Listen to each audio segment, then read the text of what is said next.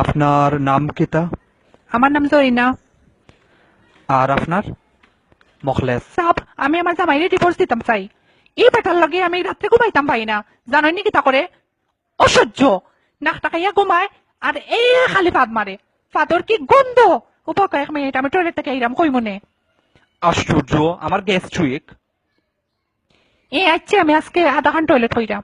আমি আপনার সপ্তাহ খুললা কই মহুনকা আপনি বুঝছেন নি? বড় বড় ডাক্তার দেখাইছি, গ্যাস্ট্রিকের ট্যাবলেটও খাওয়াইছি, এর বাদেও খামায় না।